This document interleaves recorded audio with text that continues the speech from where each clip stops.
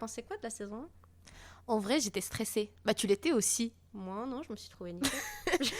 Ah, je sais pas, mais... Et t'es prête pour la deuxième saison?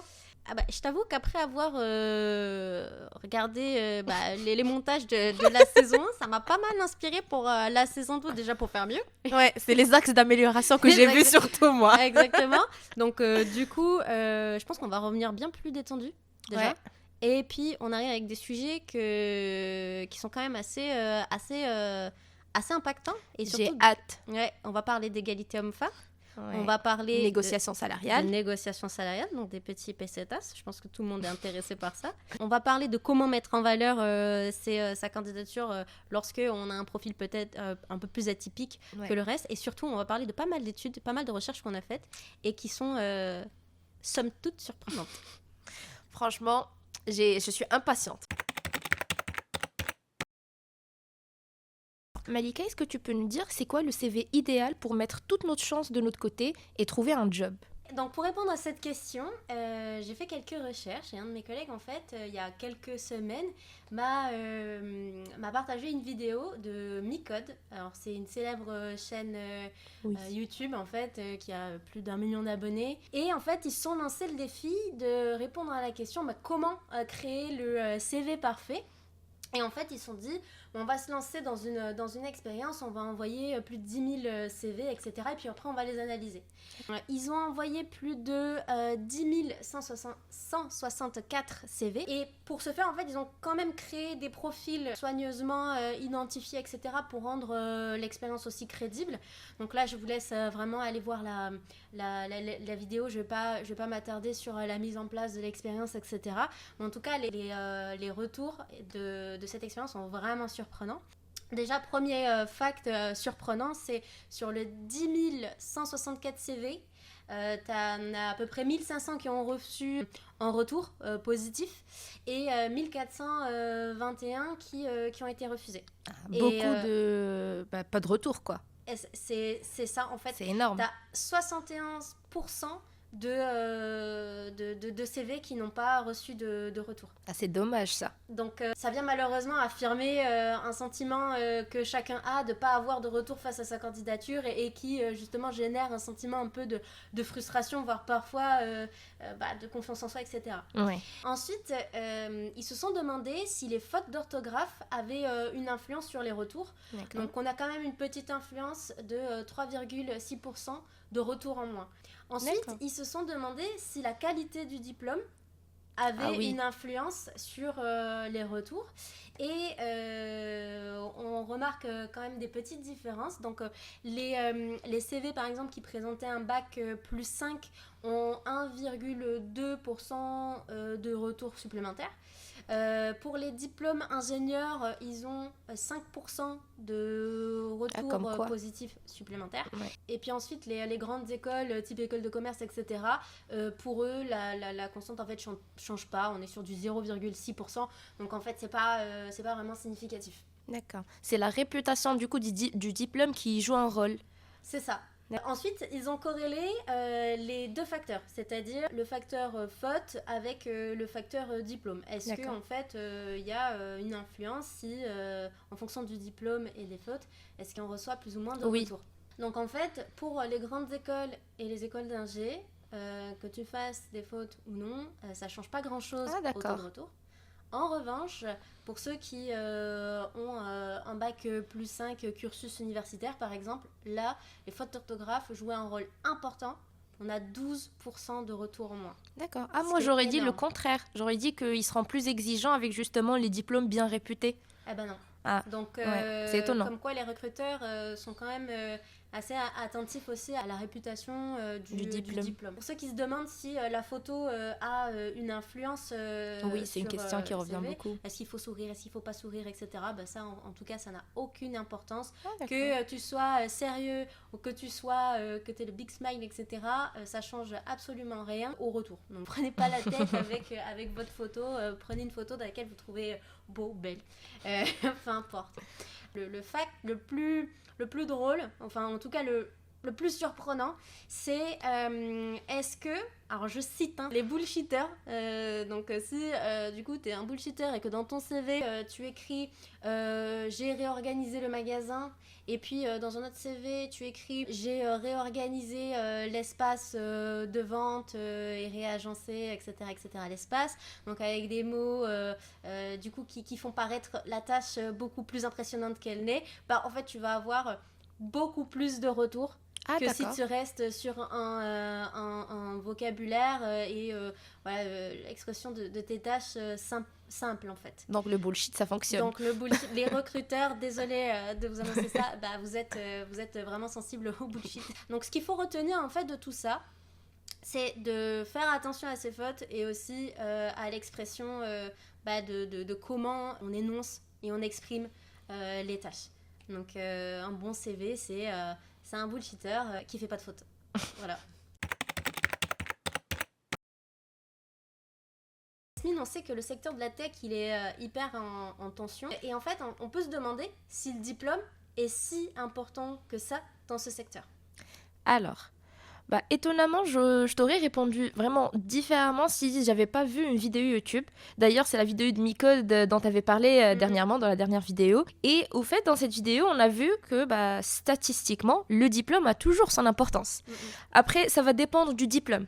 On a vu que le diplôme d'école de commerce, il a eu plus de retours de 0,6%. Alors que le diplôme d'ingénieur, il a eu un taux de réponse positif de plus de 5%. Donc on voit que les employeurs, ils sont toujours sensibles à la réputation et au nom de diplôme. Mais les 5%, en fait, c'est significatif, c'est bien de le garder en tête, mais c'est pas tout, ça fait pas tout, en fait. Moi, j'ai une question, ça veut dire que si, par exemple, t'as un bac plus 5, t'as moins de chances d'avoir de retour qu'un diplôme d'ingé. L'étude, c'est 10 000 CV envoyés, on voit le taux de réponse et on les analyse. Ils ont vu que par rapport à quelqu'un qui n'a pas de master et quelqu'un qui a un master mais d'une école de commerce, en fait, le taux de réponse est de plus 0,6%. Donc en vrai, c'est pas significatif. Ouais. Par contre, quelqu'un qui a un diplôme d'ingénieur, il a eu un taux de réponse supérieur de 5%. D'accord. Il faut quand même rester réaliste, 5% c'est pas énorme, mais c'est un taux quand même. C'est ça, oui. C'est toujours plus important que si on n'avait pas la marque, en tout cas de l'école d'ingé sur son CV. Exactement, okay. Mais comme on avait vu la dernière vidéo, on peut pallier à ça. Comment on peut faire ça ? Les projets perso par exemple. Par exemple pour les devs, ils peuvent travailler sur des projets personnels à côté de leurs écoles, ce qui fait qu'il va valoriser leur profil et qui va valoriser leur parcours. Je peux donner un exemple de chez Ayrton, on recrutait pour un développeur full stack, Java Angular classique, et le candidat qui était face à nous, il avait un profil plutôt Vue.js avec d'autres langages en gros. Du coup, techniquement, on ne peut pas l'évaluer parce qu'il n'a jamais travaillé avec nos technologies. Mais sur le côté perso, il a déjà bossé, il a déjà monté des projets, il a déjà monté des sujets avec du Java Angular. Donc, l'entretien avec le leader technique, il s'est porté sur son projet personnel. Ce qui a fait toute la différence parce que justement le leader technique il a pu échanger, il a pu lui poser des questions, il a pu challenger sur son projet perso et c'est ce qui a fait l'affaire. Du coup tu es en train de dire que si par exemple tu n'as pas une expérience significative sur la techno en fait demandée etc, mais qu'en revanche tu as une expérience personnelle suffisamment significative pour le coup pour venir valider cette compétence-là, il faut la mettre en avant. Oui, bien sûr, il faut la mettre en avant. Et il faut aussi ne pas se décourager. Il faut se dire que si j'ai pas un diplôme traditionnel, après, il n'est jamais trop tard d'aller faire des diplômes, d'aller faire des équivalences. Mais si je l'ai pas, c'est pas grave. Il n'y a pas une seule voie au succès. D'accord. Okay. Le marché de la tech aujourd'hui, il est pénurique, on le sait, il y a beaucoup d'opportunités et très peu de profils, très peu de talents. Donc forcément, on a de plus en plus de personnes qui sont intéressées par ce secteur et ils vont vers la reconversion professionnelle. Qu'est-ce que tu pourras conseiller à ces personnes-là et comment ils peuvent valoriser leur reconversion professionnelle dans le marché ? C'est une question hyper intéressante parce que ce sont des profils qui bien souvent en fait sont un peu, alors je vais employer un mot un peu fort, un peu stigmatisés. Les stéréotypes en fait ont la vie dure, c'est-à-dire que voilà, si t'as pas le profil tradi, qui a fait son cursus d'école d'ingénieur, etc., bah, en fait, ça va être un peu plus difficile d'obtenir ou d'aller chercher ce que tu veux, en tout cas en termes d'expérience professionnelle. Oui. Donc, ça, il faut en avoir conscience. Une fois qu'on a râlé un bon coup, une fois qu'on s'est dit c'est pas juste, et ben là on se dit ok, je vais être acteur, je fais quoi? C'est quoi le 1% qui va faire la différence avec ceux qui ont, entre guillemets, le CV parfait? Et là, j'ai plusieurs recommandations à faire. Donc moi-même, dans mon entourage très proche, mon compagnon a fait une reconversion dans le développement embarqué. Auparavant, il était plutôt dans l'accompagnement entrepreneurial, etc. Donc, rien à voir. Rien à voir, vraiment rien à voir. Et par contre... a toujours été attiré par l'aspect scientifique, en fait, plutôt général, assez bon en maths, etc. Et puis, en fait, quand il a vu que ce qu'il vivait ne lui plaisait pas, son choix professionnel ne lui plaisait pas, à ce moment-là, il s'est posé des questions et puis, il a entamé une reconversion professionnelle. Donc, j'ai cette expérience-là qui me permet de me positionner de ce que j'ai observé, et aussi parce que ça fait maintenant 10 ans que je bosse dans le recrutement, donc j'en ai vu passer. Donc moi, ce que je conseille, vraiment le 1% qui va faire la différence, c'est déjà de bien choisir sa formation. Oui. C'est-à-dire que, il ne faut pas prendre n'importe quelle formation.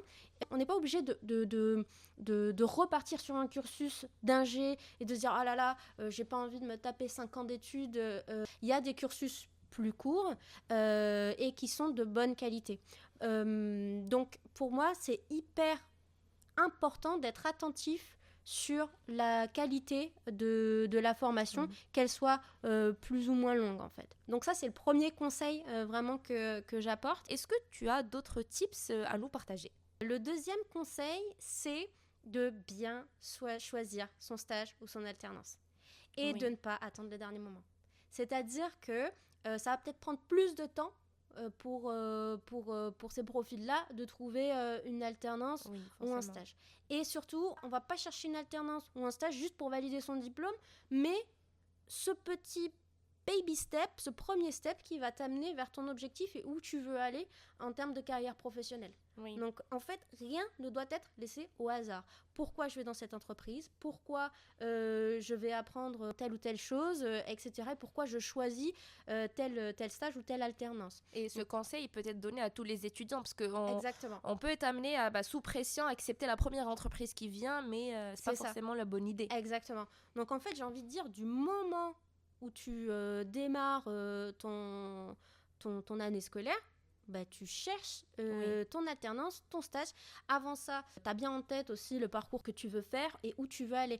Plus ton objectif il va être précis et plus, en fait, les steps pour y parvenir, ils vont être évidents, en fait. Oui. Donc ça, c'est le deuxième conseil que je donne. Ensuite, le troisième conseil, c'est d'entretenir un réseau, de se créer un réseau. Je sais que c'est pas facile, que tout le monde n'aime pas... C'est pas le caractère de tout le monde. C'est ça, exactement, d'aller échanger, etc., se faire connaître, etc. Mais c'est hyper important, que ce soit le réseau de l'école, ou de la formation, que ce soit le réseau des stages qu'on a entrepris, que ce soit aussi des réseaux d'événements qui se passent dans la région. Par exemple, à Lyon, il y a pas mal d'événements via Meetup, etc., dans le secteur de la tech.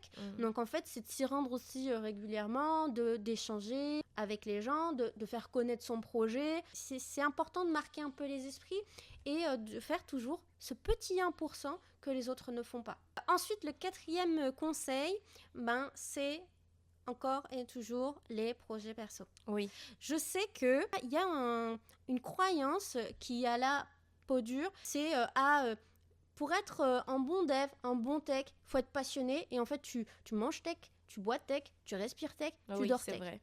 Et en fait, non, tout le monde n'est pas passionné et n'a pas forcément envie de son temps libre, de toujours d'être dans la tech ou quoi que ce soit. Parce qu'on a d'autres intérêts aussi dans la vie et c'est ok, c'est très bien d'avoir un équilibre comme ça. Toutefois, c'est une bonne chose aussi d'avoir des petits projets qui montre aussi votre intérêt par rapport à la discipline, par rapport à la tech. Comme je dis encore une fois, c'est le petit 1%. Qu'est-ce que moi je peux faire que les autres ne vont pas faire, parce que je ne suis pas en position de force par rapport à ma candidature. C'est pour ça que je parle encore de ces fameux projets perso. Oui, et c'est pas une passion, mais c'est plus un investissement que tu vas faire pendant ton cursus, justement, pour arriver à une dividende. La dividende, c'est le bon poste qui te convient. Exactement. Des fois, en fait, tout est un équilibre entre le coût-bénéfice. Donc, bien sûr. Dans quoi tu vas investir pour que tu puisses aller chercher ce que tu veux demain. Oui. Donc, 5e conseil, c'est de rester engagé dans son apprentissage, c'est-à-dire que il faut montrer que en fait, on reste au fait des dernières nouveautés, des dernières informations. Oui. C'est un secteur qui va vite, qui est en constante évolution en fait.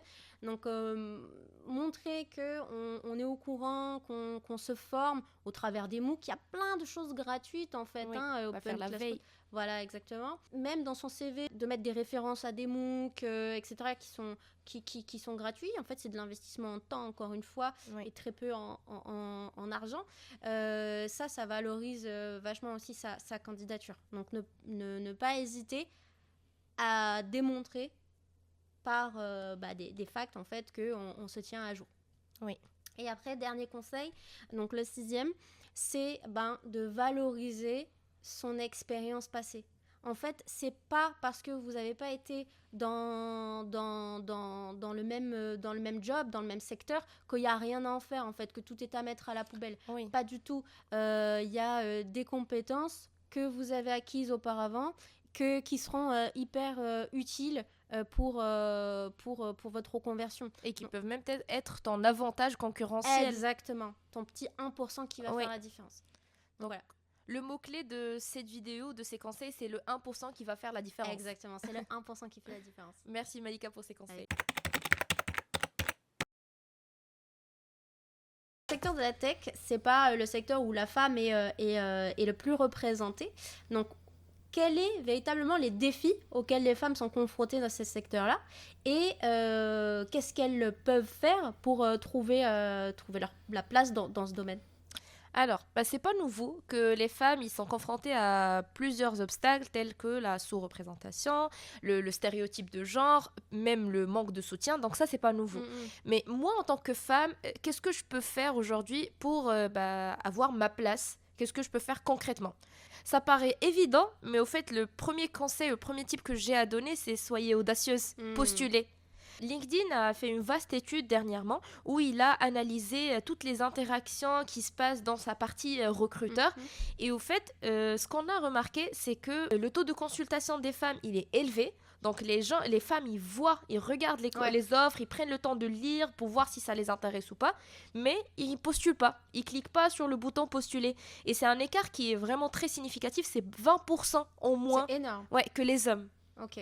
Donc en fait, les femmes consultent les offres, mais ne répondent pas. Ouais. Et on sait pourquoi? Oui, justement, quand on sait pourquoi, c'est encore plus énorme et triste, c'est que les femmes, ils attendent d'avoir les 100% de match entre les prérequis et ce qu'ils ont. Alors qu'un homme, il est OK avec 60%. Il va avoir plus de confiance, il va se dire...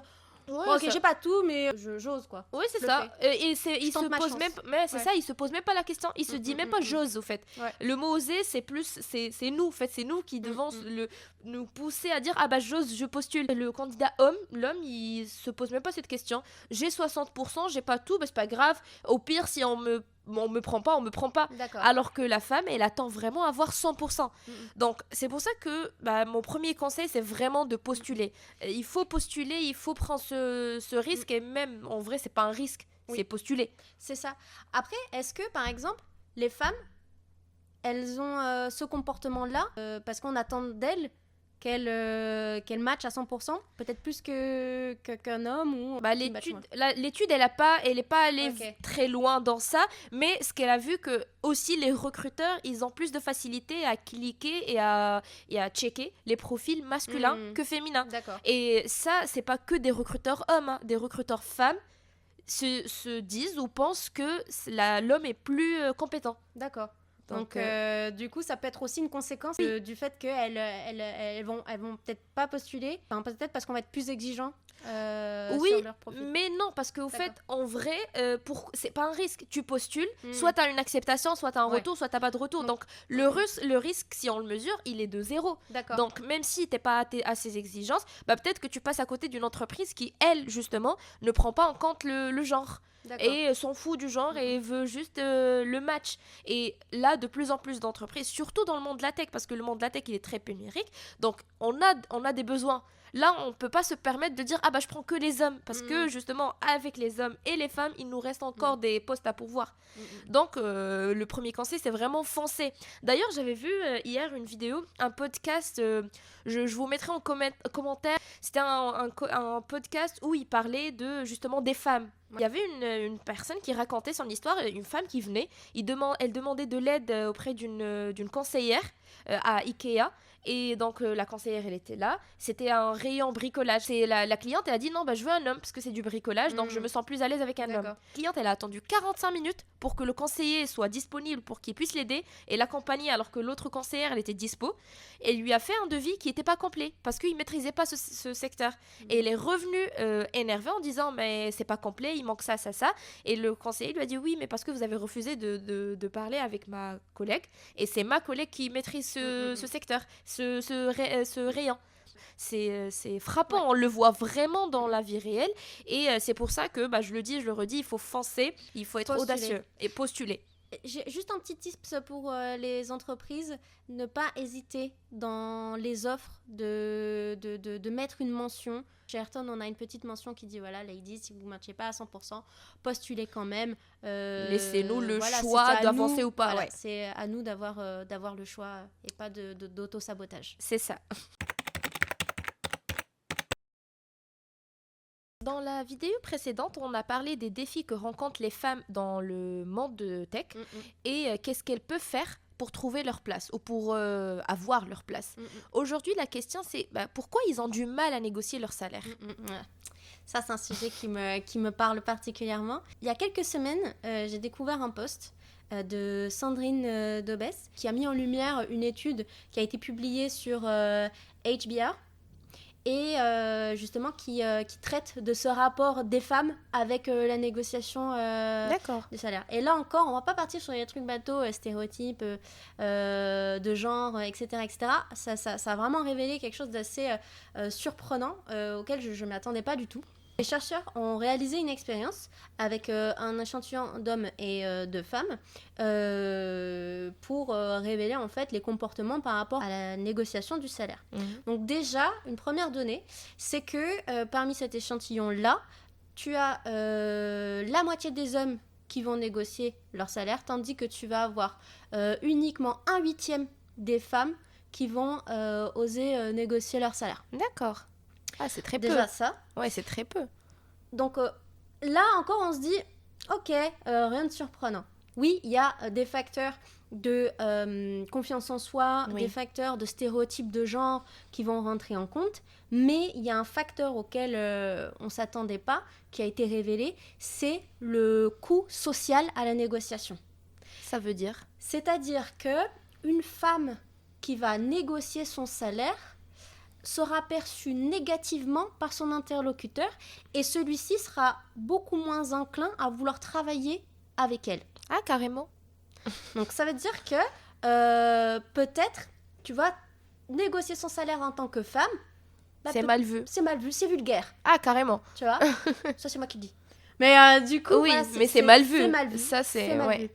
En revanche, une femme qui négocie le salaire des autres et pas le sien est bien vue. Donc, comment ça, elle négocie les salaires des autres ? C'est-à-dire une femme qui va se battre pour le salaire d'un autre que le sien sera bien vue, en fait. On est toujours dans cette idée que les femmes doivent vivre pour les autres. Qu'on est dans l'abnégation totale pour l'autre et qu'on s'oublie soi-même. Ouais. En fait. Et quand on parle de soi-même, c'est égoïste et c'est mal vu. C'est ça, c'est vulgaire. Donc, du coup, une femme doit s'occuper, prendre soin de l'autre avant de s'occuper d'elle-même. Ouais. Donc, ça a été... C'est choquant. Ouais, c'est choquant. Ah oui, et aussi, le coût social pour l'homme, 0. Il n'aura pas en fait de retour de bâton, ou en tout cas il n'y aura pas de conséquences au fait qu'un homme négocie son salaire à l'embauche ou au cours de sa carrière, quoi. Ouais. Donc en fait les chercheurs se sont dit ok, comment on peut faire pour pallier à ça. Donc en fait il y a une stratégie dont il parle en fait dans l'article, c'est la stratégie du je-nous. C'est-à-dire, donc J-E, nous, nous. l'ensemble. Donc en fait, ça veut dire que quand une femme va négocier son salaire, elle doit commencer par dire en quoi elle est légitime à une augmentation. C'est-à-dire qu'elle va devoir donner du sens au fait qu'elle souhaite une augmentation par ses résultats, etc., etc. Puis, dans un second temps, elle devra démontrer qu'elle se soucie des relations organisationnelles et qu'elle est plus dans un esprit de coopération. C'est-à-dire qu'il va falloir démontrer que se battre pour son intérêt perso, et après de démontrer qu'il y a un esprit de coopération et pour le bien entre guillemets de tous. Donc on est en 2024 et la femme doit toujours et encore se battre et justifier sa demande d'augmentation. Exactement. Donc du coup, ça peut être très frustrant de se dire pourquoi moi je ferais cet effort-là, c'est pas normal. Ouais, c'est pas normal. Je suis d'accord. Mais à un moment donné, si tu veux que ça bouge pour toi, si tu veux que ça bouge pour tout le monde, c'est l'effort en fait qu'il va falloir faire pour aller chercher ce qu'on veut. À un moment donné, si on nous ne le donne pas, il faut aller le chercher et il faut identifier tous les leviers qui vont nous permettre d'obtenir ce qu'on veut. Et petit à petit, ça fera changer les mentalités. Et il ne faut pas oublier que c'est comme ça qu'on a ce qu'on a aujourd'hui. C'est parce que des femmes, avant, ils ont fait des efforts. Exactement. Pour qu'on puisse l'avoir aujourd'hui. Donc, c'est triste, mais c'est la réalité. Il faut aller chercher, chercher ce qu'on veut. On a parlé de l'égalité homme-femme et de la diversité, de l'inclusion dans le monde de la tech, mais la question qui se pose souvent, c'est moi en tant que candidat ou en tant que collaborateur, que ce soit homme ou femme, qu'est-ce que je peux faire, comment je peux contribuer vraiment personnellement pour promouvoir l'égalité homme-femme dans mon entreprise ou dans le milieu professionnel. C'est une réponse un peu particulière parce que en fait à Ayrton on a une conviction aussi profonde qu'on a envie de partager avec tout le monde, c'est que chacun d'entre nous, on peut tous être acteurs pour faire changer les choses. Alors oui, les entreprises, déjà d'un point de vue légal, juridique, etc., elles doivent faire en sorte et faire l'effort de réduire l'égalité homme-femme. En tant que candidat, on peut aussi réduire l'inégalité homme-femme par de petites actions. Donc, on va aujourd'hui promouvoir ces actions-là, de ce qu'on peut faire en tant que candidat d'individu pour faire changer les choses et faire évoluer dans le bon sens. Déjà, premièrement, c'est d'intégrer des boîtes qui partagent cette valeur-là et de faire des recherches sur ces boîtes qui mettent en place des actions dans le sens de l'égalité homme-femme, mais aussi de l'inclusion et la diversité. C'est vrai qu'aujourd'hui, on sait très bien que les inégalités, elles ne se résument pas que entre hommes et femmes, mais que ce soit handicap, que ce soit identité, que ce soit tout ce qui fait qu'on est différent en fait.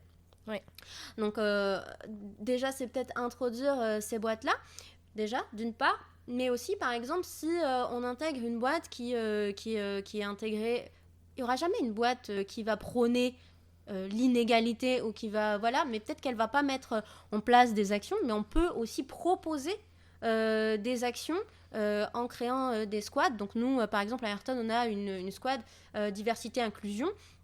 Donc ce sont des personnes qui sont intéressées par le sujet, c'est pas forcément que des RH et qui vont mettre en place des actions. Encore une fois, baby step, on va pas révolutionner le monde par une grosse action une fois, mais par plein de petites actions qui vont faire que sur le long terme, ça va faire la différence. Donc déjà, c'est qu'est-ce qu'on peut mettre en place, nous, avec nos moyens pour avancer dans le bon sens et donc de se faire aider d'une squad.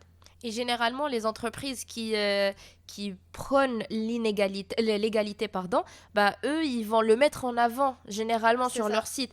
Donc, le site, avant l'entretien, le site, c'est aussi intéressant d'aller checker, de voir si c'est une de leurs valeurs. Et si oui, bah, allez demander des preuves lors des entretiens.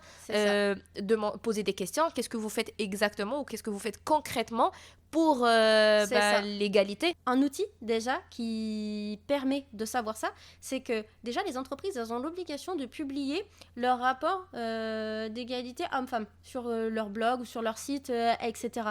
Donc là, en fait, avec plusieurs critères, il y a un score. Chaque entreprise doit avoir plus de 75% pour prouver en tout cas qu'il y a une égalité homme-femme. Donc déjà, ce rapport-là, il te permettra d'en savoir un petit peu plus sur l'entreprise. Alors, attention, par exemple, à Ayrton, on peut voir que ce score, il est en dessous des 75%. Et pourquoi ? Il a 71. Alors, c'est pas forcément une donnée dont on est fier, mais il y a une analyse aussi à faire du pourquoi et qu'est-ce qu'on peut faire. C'est hyper important déjà en tant qu'entreprise, mais après, on est aidé par des collègues, le CSE notamment. Il y a une vraie...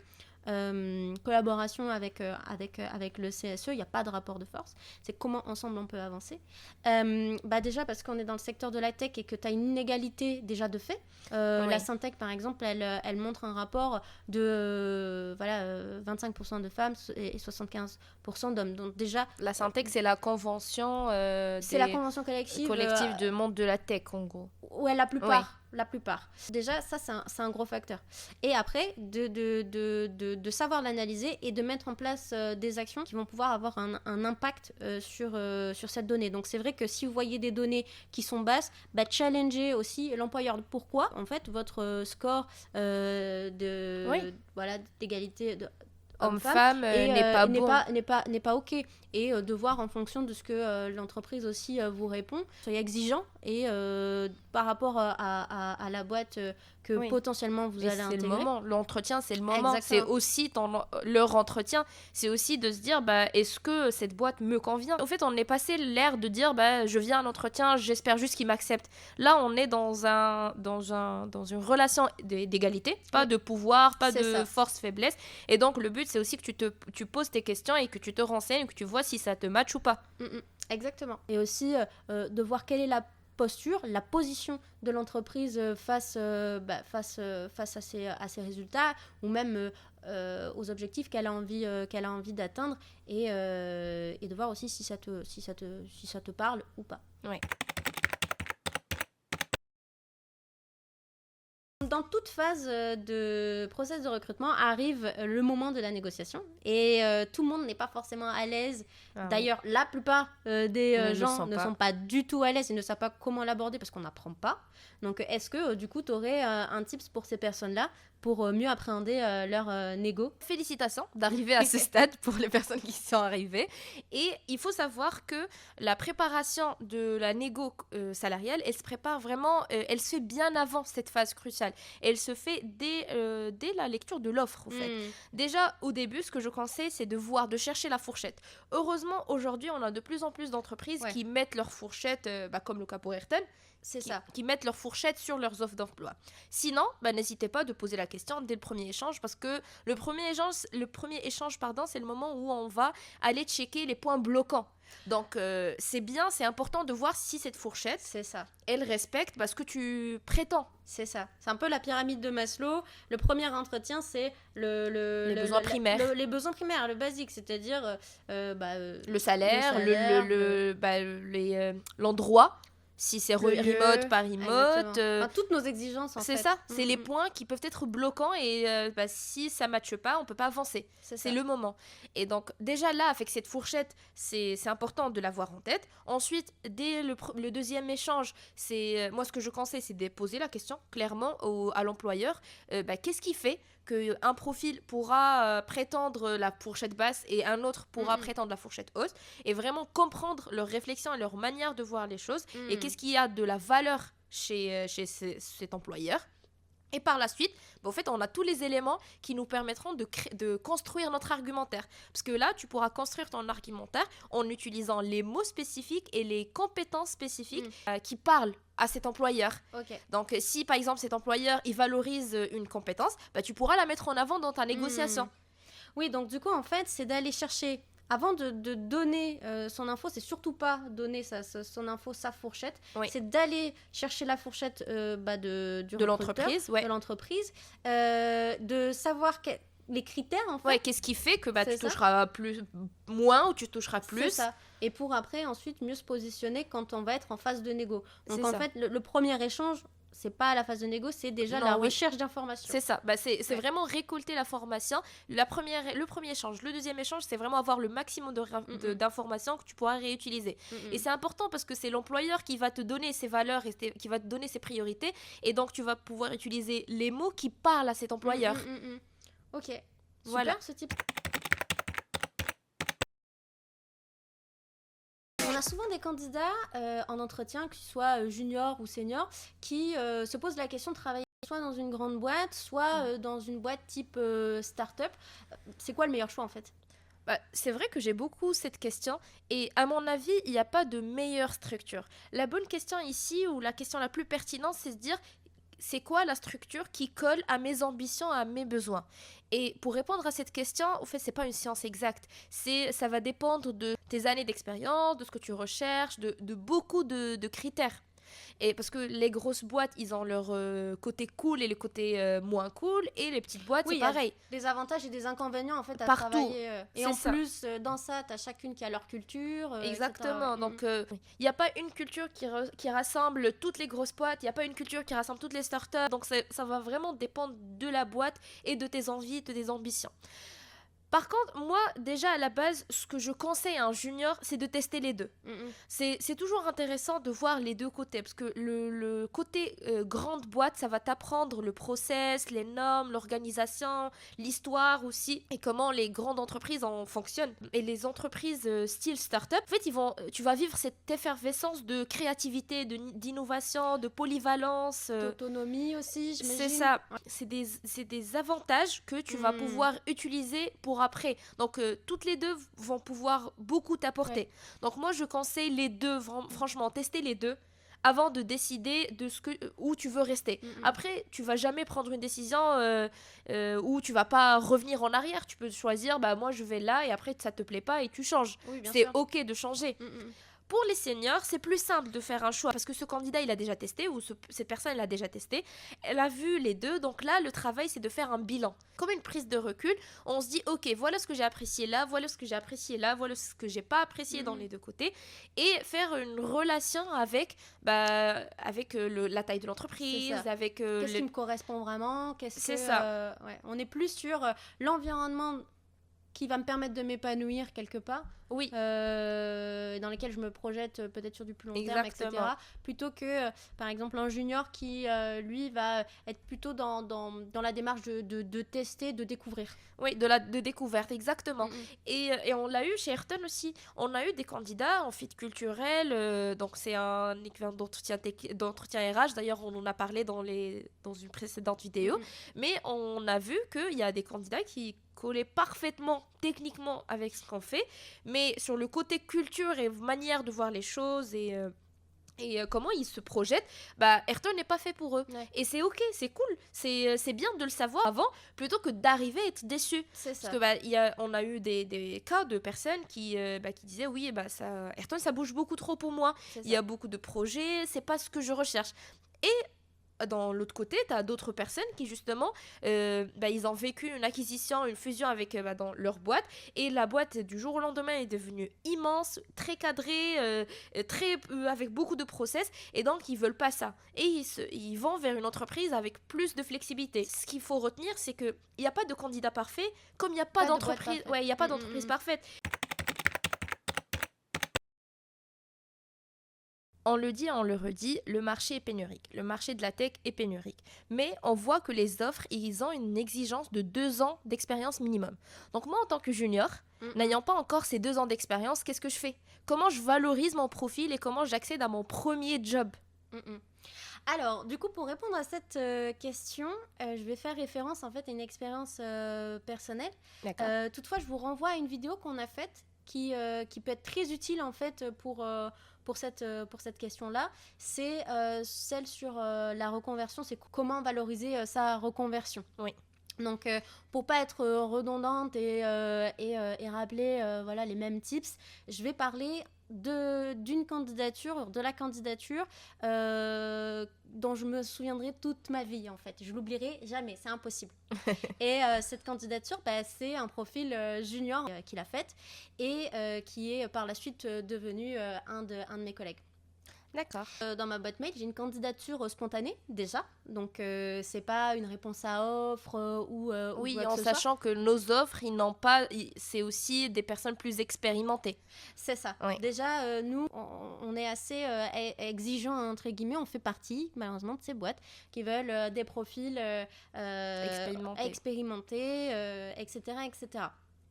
Donc là, je reçois une candidature spontanée et en fait, je suis complètement bluffée par ce que je lis.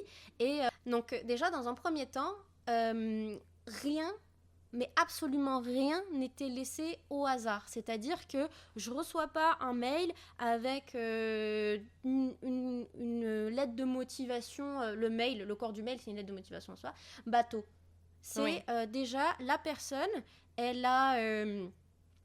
très bien expliquer son parcours, de pourquoi elle arrive à postuler aujourd'hui et d'avoir cette candidature, de faire cette candidature spontanée.